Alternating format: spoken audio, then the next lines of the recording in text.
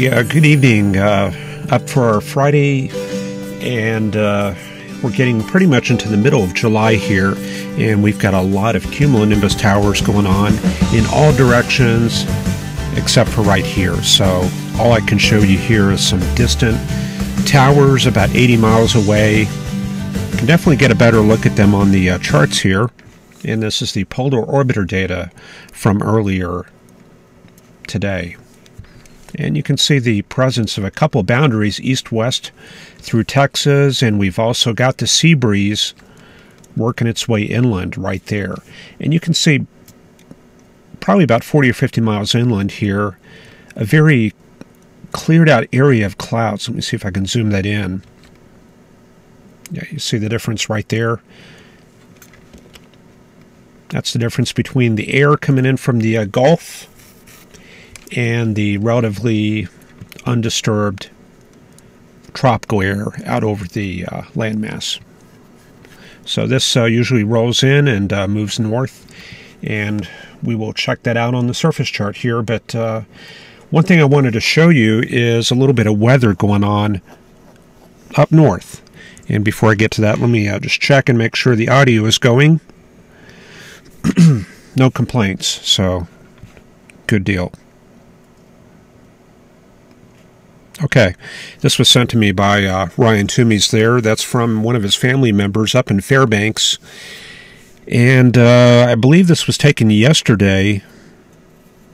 Yeah, 5/18. Okay, that would be almost certainly yesterday afternoon.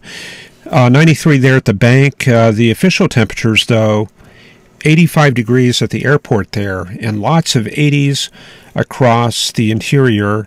And one thing that's really remarkable is you can see up north on the Arctic Ocean slopes, 81 degrees at both Inuvik, Northwest Territories, and at Prudhoe Bay.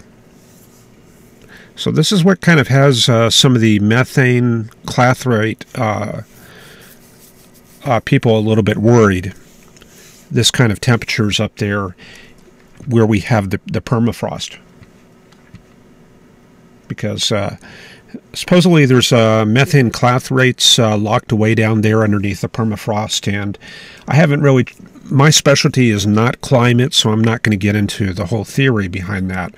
But obviously warm temperatures up there are a concern.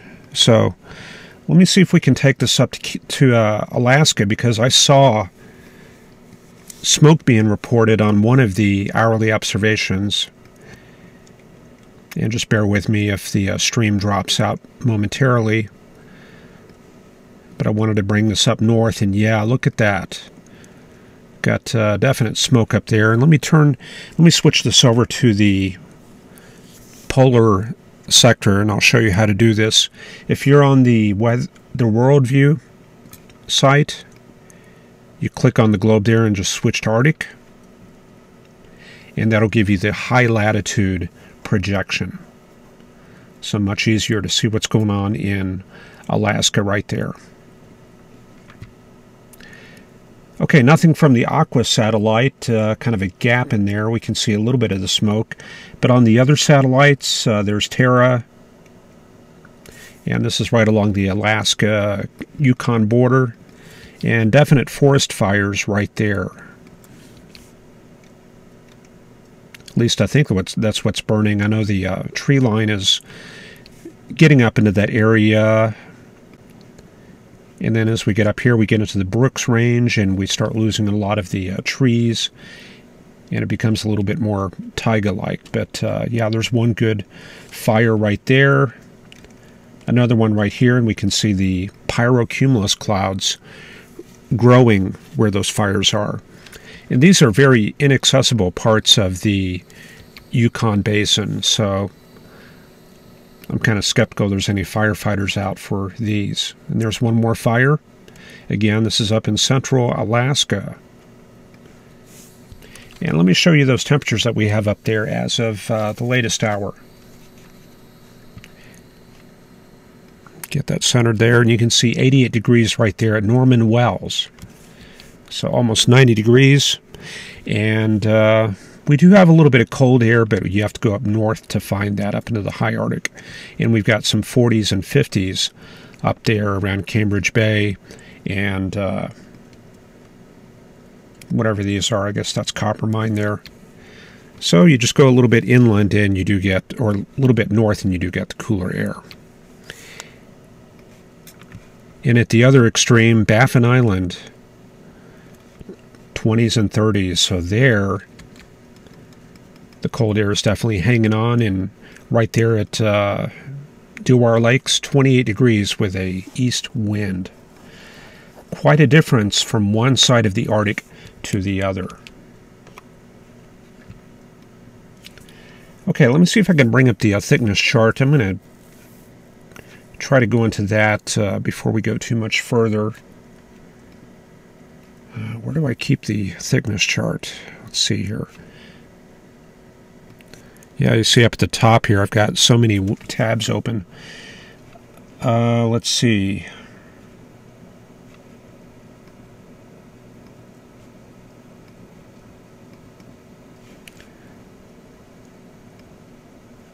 Yeah, I thought it was right in there. I guess I'm just going to have to kind of wing it here.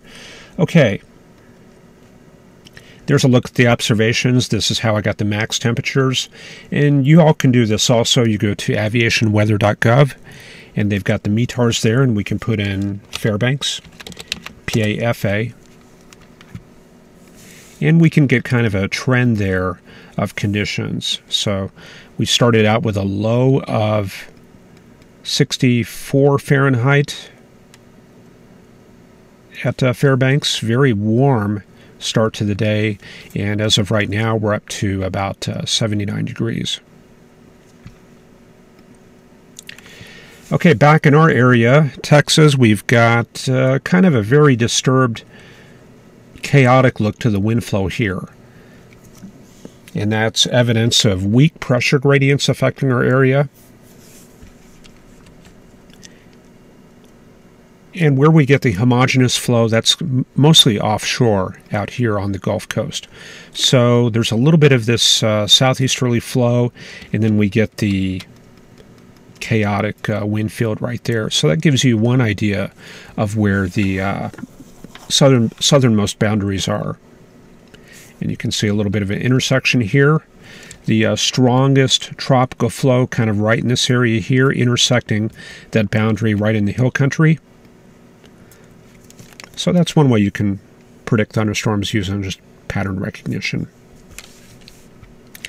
As far as the general synoptic scale pressure gradient, you can see 10, 18 offshore, so high pressure right there, and low pressure around Wichita Falls. So that gives us kind of a very basic south to north flow off the Gulf. And up north in the Midwest, we've got a front coming south, and let me see if I can switch projections here.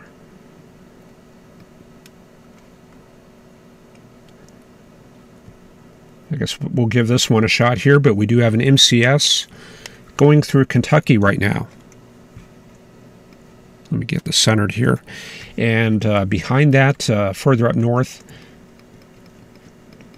we've got some evidence of the cold front coming south there through Indiana. And this is all being driven by a very strong high over the northern plains.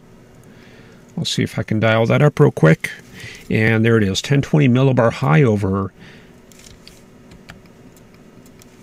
North Dakota.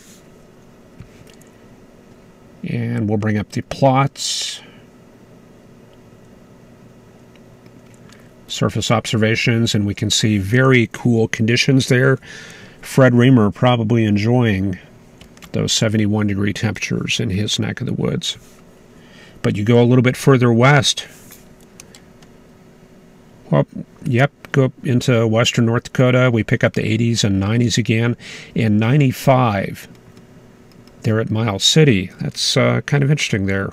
Some very strong heating underneath an upper level ridge, and that's kind of what's affecting Alaska and western Canada this afternoon. So just how bad is it? Let's take a look at western Canada. And I'm going to zoom this out.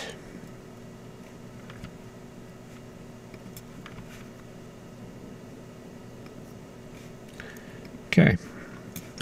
Bring that down to British Columbia and Alberta. Maybe I'll take that out just a little bit further.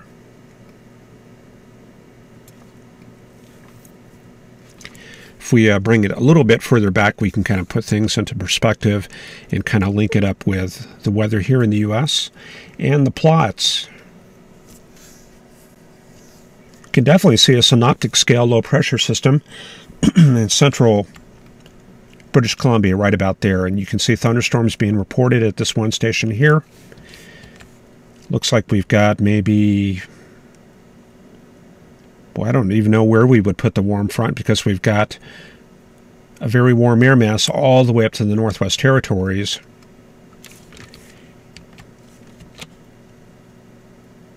And it looks like most of the cold air is offshore out in this area here. So we're going to have to look at that thickness plot from INSEP to really pick out where the front is. It's being masked to a certain extent by the Rocky Mountains. So let me bring that up, and this is what I was trying to search for earlier, but I couldn't find it. MAG, NOAA, INSEP.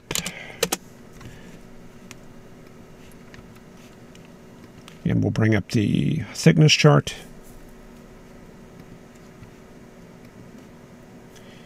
And this will help nail down the pattern that we have in place right now. So here it comes, the solution to this crazy weather we have going on. And you can see the thickness ridge all the way up through Western Canada and all the way up into the Alaskan interior. Just like that. That's the thermal ridge. Underneath we have subsidence, compressional warming of the air mass, and very warm temperatures at the surface. So where would the cold front be? Well, we've got a gradient off the coast in this area. Okay, so we're going to put the front south of that gradient.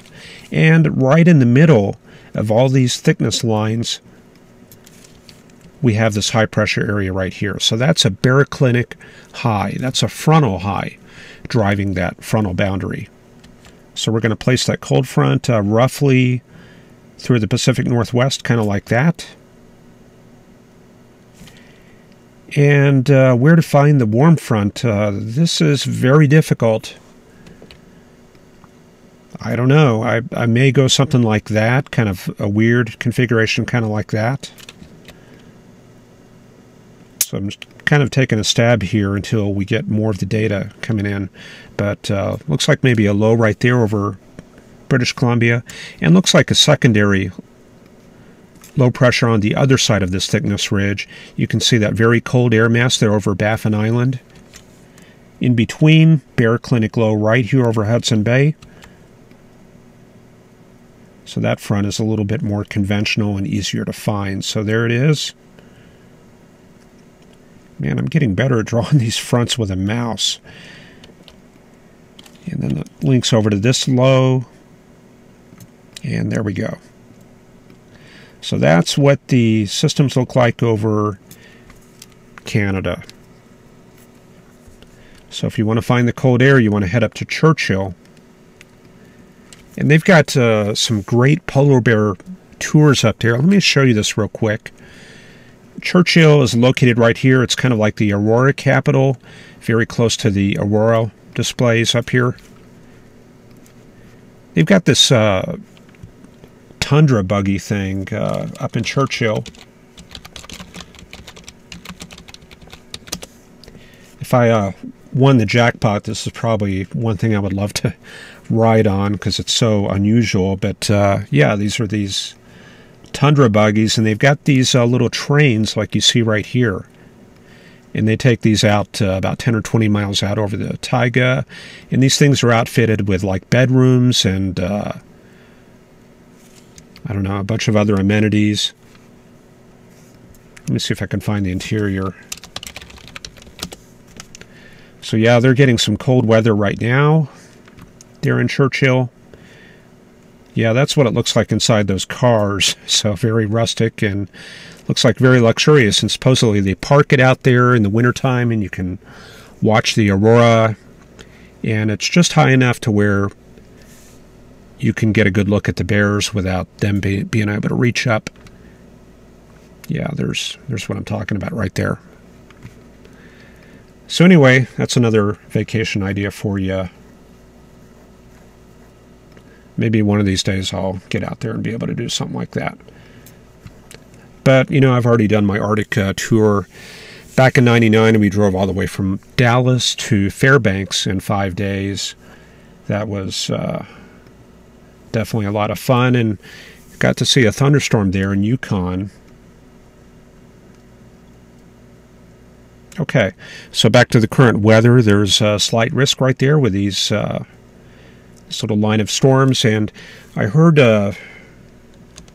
from Sue M. there in Bloomington mentioning a sellout ahead of these storms, and let me try to look at those on GR level 2, because one of them looked like it had a hook echo. So we're waiting for GR level 2 to come up, and before I get too far into that, let me take a look at chat, and we've got Ron here. Ryan mentioning 102 heat index there in Florida. Ron's got 97 there in South California with thunderstorms. David Moore here mentioning some storms in the Metroplex again this evening. Yeah, a couple of big ones over Arlington and Fort Worth. But he didn't get out of the yard work from that. Storms where Ryan is. Mick saying good morning there from Australia. Jumping flashes here. Ron says a few lightning strikes there in the South California area. Scary for the fire danger. Burl H checking in. EAS Fan 51. Eddie W. Carl Berghoff says storms were in his backyard yesterday evening. Beautiful supercell. Atom bombed very nicely. Even saw a brief funnel 4.5 miles from home. Mike Estwick enjoying mid-80s in Denver. Now sunny. Brett Dean is storm spotting. Confirmed wall cloud in South New Jersey. Dow Enegan, that's a name I haven't seen in a while here.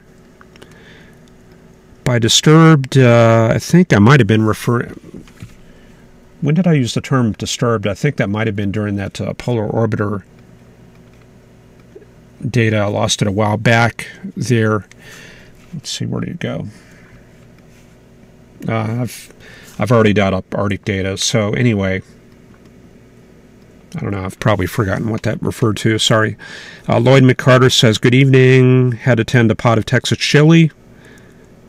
Yeah, that sounds outstanding there. Grew up in Midland, Odessa, and Dallas. Knows how to find Balmaria and Terlingua. Got a late thunderstorm yesterday. TD checking in. Ryan checking out those tundra buggies there. Great vacation idea from TD.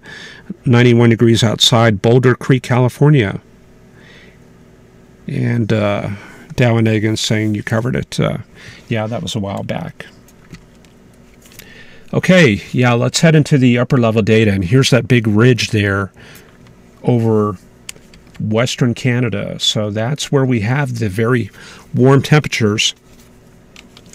And the very core of that upper level system is over Arizona right here. You can see the anticyclonic flow around that upper level high. And underneath those, we're going to find very warm temperatures. So let's take a look and see what's going on there in Arizona. And yep, we've got 115 in Phoenix, 113 again in Vegas. Man, I know they can't wait for these monsoon rains to arrive. Let me get this zoomed in a little bit.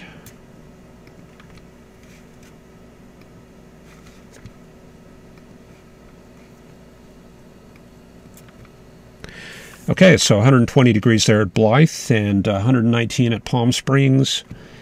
And what else do we have on here? 110 at Tucson, so that's definitely way up there. So remember, high pressure overhead, and you can pretty much correlate those upper tropospheric highs and ridges to where the warm weather is located. 500 millibar chart is showing the high pressure area. Okay, hang on a second. Yeah, it's showing the center of the high at 500 millibars, 18,000 feet, over the Four Corners area, so it's stacking a little bit this way and that way with height. So not totally barotropic, there's a little bit of advection going on, giving the system some tilt. So in the upper levels, it looks like it's right here, and maybe down here in the lower levels. So let's go down a little bit further. Looks like a little bit of variation here, maybe two lows, one here, another in Mexico. And you can see those very warm mid-level temperatures there at 10,000 feet. And then we go down to 850 and we find the low-level flow. And we've got the Gulf not really doing a whole lot. We've got mostly downslope or westerly flow at 850 over North Texas, so that's limiting the depth of the moisture. And that's the reason why when we look outside,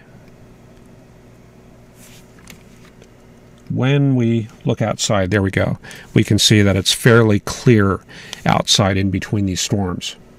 So kind of a limited depth to the moisture there. So go back to the charts here.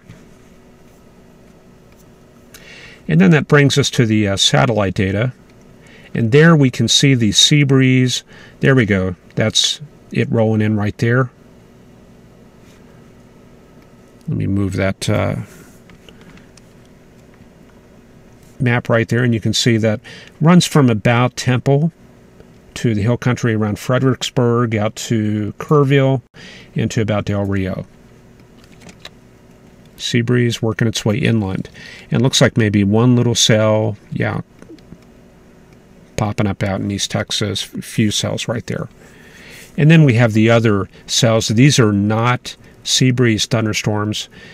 These are associated with that stalled cold front. You remember yesterday we were talking about cold air masses kind of pushing southward, stalling and kicking these boundaries down into Texas, and they just kind of pile up, and that's what we have in this area right here. So two different things going on here in this part of Texas.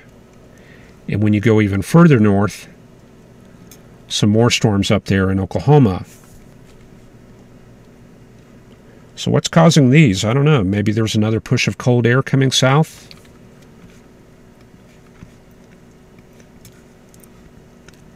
So we go over to the surface chart, and indeed, yep, there it comes, the next cold front coming south. And we see that we have pretty much convergence right in this area between the two wind fields. And then as you go into western Kansas, we would get the upslope flow in this area. And that trails on up into Colorado and gives us a few thunderstorms up in that area. You bring those 50s dew points up into Colorado, up into the higher terrain, and that's enough to get storms going in that area. Okay, we were going to look at storms there in Indiana, so let me bring that up here. We'll have to open up a set of files here. Scroll down to today's data. And this is going to be from earlier. This is about, I think, about 4 p.m. Eastern Time.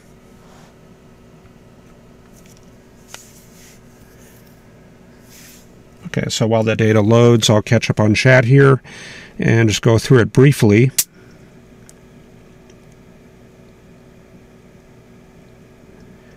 Would I be willing to critique a hand analysis? You can send it to my email.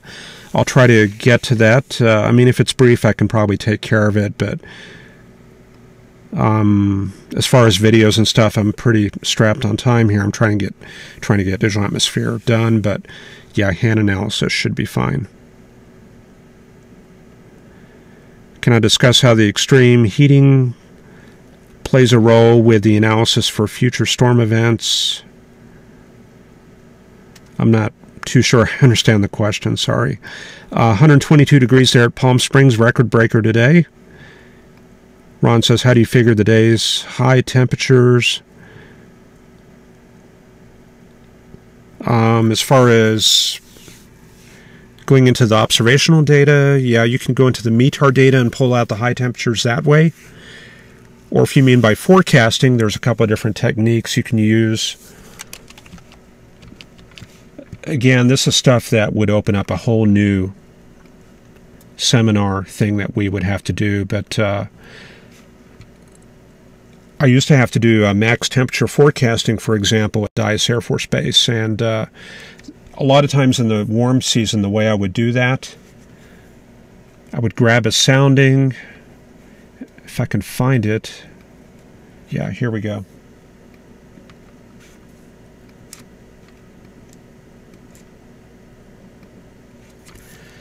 Okay, so we're looking at Fort Worth here.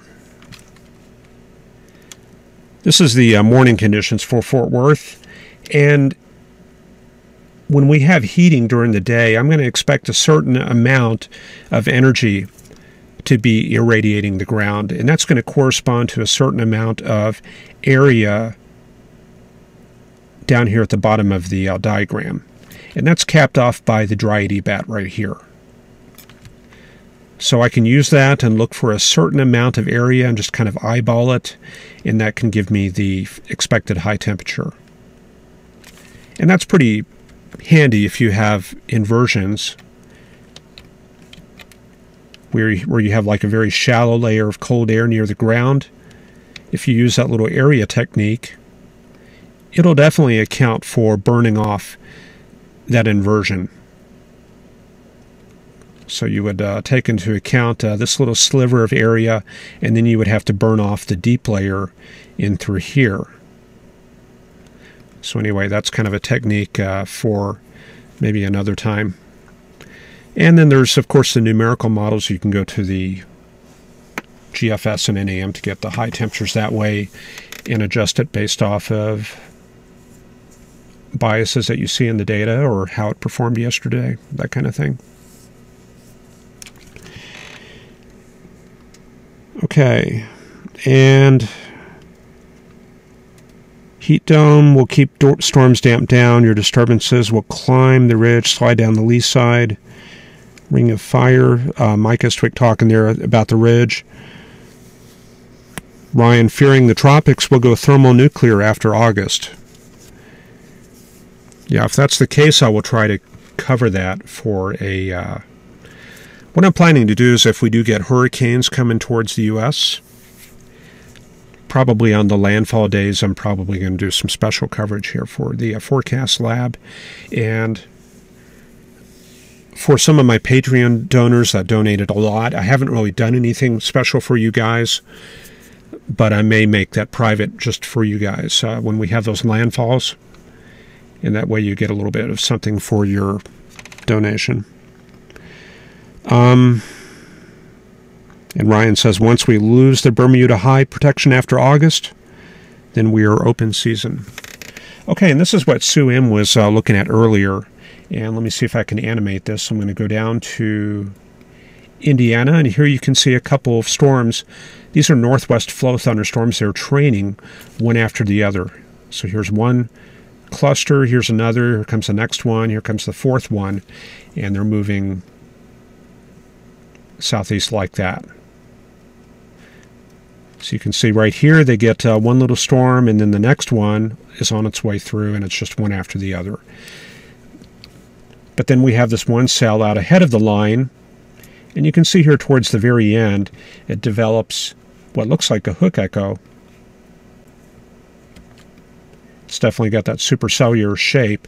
And if we go back a few frames, you can see what looks like a outflow boundary. And that's not pushed I guess what I'm trying to say here is it's not an outflow dominant storm, because if it was, we would see the outflow boundary kind of out ahead of it like that. This outflow boundary is kind of pulled into the storm, so that tells me that the inflow is reaching pretty far into that updraft. It's probably got kind of a balanced structure. And let's look at the velocity. We got to keep in mind the radar location, and that's up in this area here. So we have our outbounds here and our inbounds there. And we are definitely showing rotation in that storm. And again, this is earlier today, 2044 UTC. And there's a marker where that center of circulation was, and that's right there underneath that updraft. And those storms moved pretty quickly to the southeast, and right now they're already in Kentucky, moving through the Louisville area and through Cincinnati there.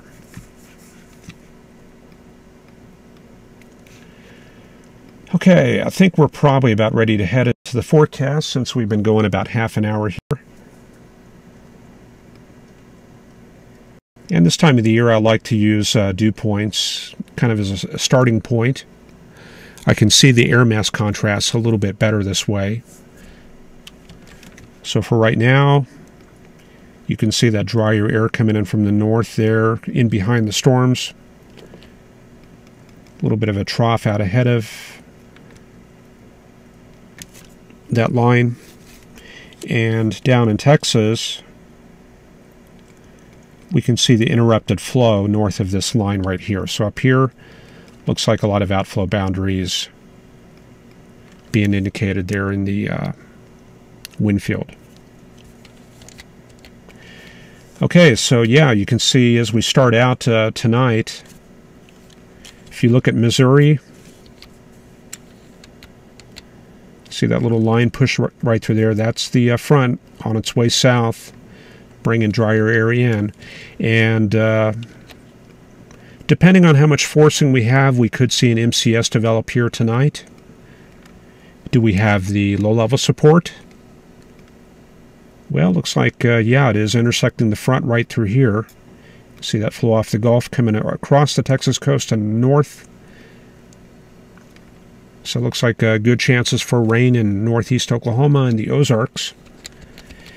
And then let's see, for tomorrow when we do the webcast, Saturday it's going to be looking like this.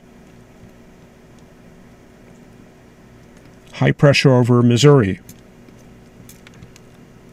That's probably a combination of a synoptic scale high and maybe a meso high from some of that MCS activity.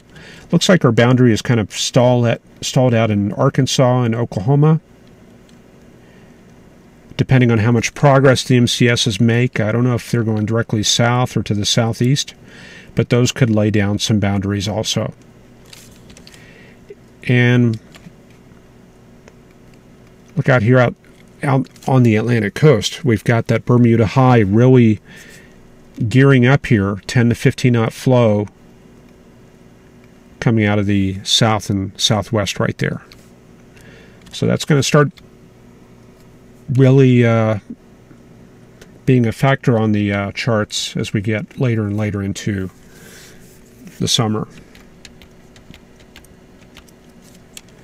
Okay, Sunday we have deep southerly flow across the Central Plains. Our high pressure area is shifted into the Appalachians. So kind of a dry, mild day for the northeast U.S. Look at all that cool weather those people are getting.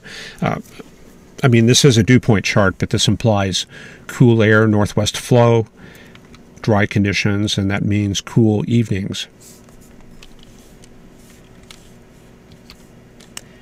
And it looks like some of that moisture is making it all the way up into Saskatchewan and Alberta. And look at that right there, 70s dew points. That probably means some thunderstorms going on there around Calgary.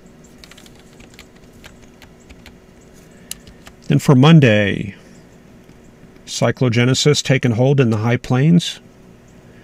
Another frontal low in Wisconsin. Looks like another cold front on its way south. And that other high pressure area we had over the Appalachians looks like that's absorbing into the Bermuda High. And I don't know about our precipitation chances on Tuesday, Wednesday. I think we may be coming under the influence of the upper level high.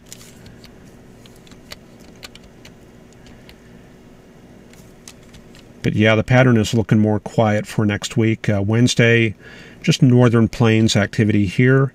70s dew points all the way up in Minnesota.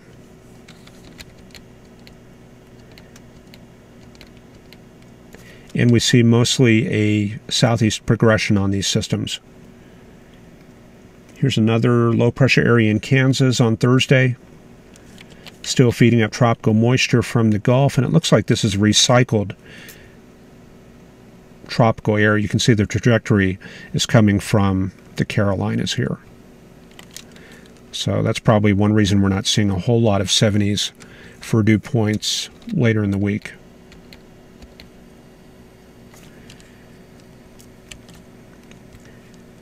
You can see a lot of noisy patterns here in the moisture data. That's indicative of convection. So probably maybe we do break down that ridge, maybe some rain for later in the week. And then towards the weekend, looks like we have a front push southward into Oklahoma on Saturday the 15th. So precip chances going up once again. Frontal boundary stalls out along the Red River. And that's driven by this upper level, or this surface high right here over Quebec and Ontario.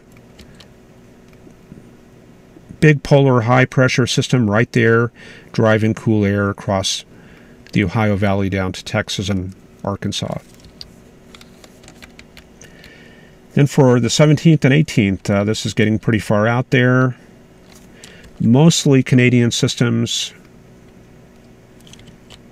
Starting to get tropical flow coming up from the Gulf, and we've got the appearance off the bottom of the chart of a tropical system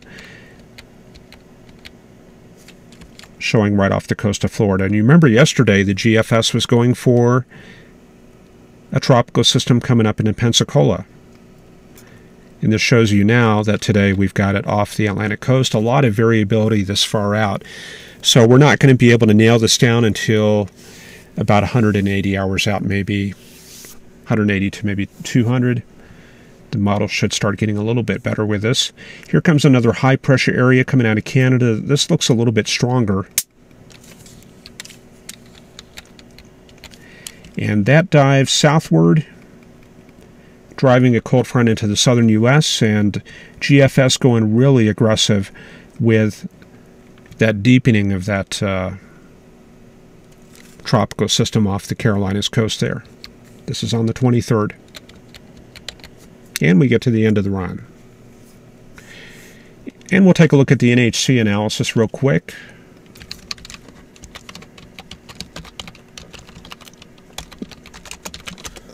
We'll see what they're looking at for tropical cyclone potential.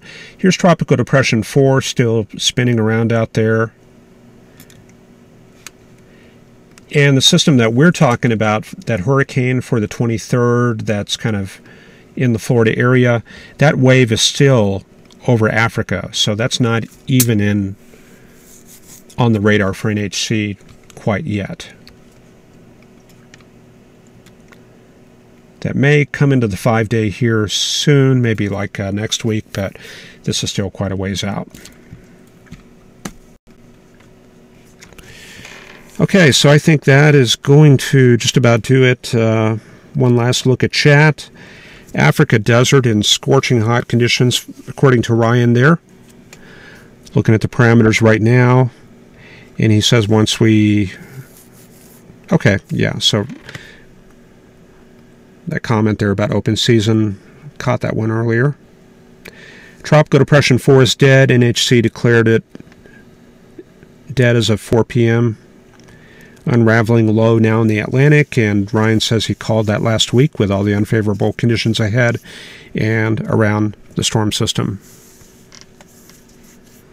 So, yeah, Ryan, your expertise should come in handy with this next wave coming off the African coast. Of course, that's still a ways off, but I think after the weekend we'll probably start seeing that appear on our sites there for next week. Okay. Let me check my notes here. Yeah, I think we're about done. Just keep in mind weather.us. George Kocham in there, he added the 50-member ECMWF, so you can check that out. And thank you to all the people who have donated on Patreon. I want to go through individually and thank every one of you, but I'm probably going to wait till tomorrow to do that. So that's probably going to do it for today. I appreciate you all watching. Let me hit my closeout music here real quick. So there we go. Take care, and I appreciate you all watching, and we'll see you tomorrow.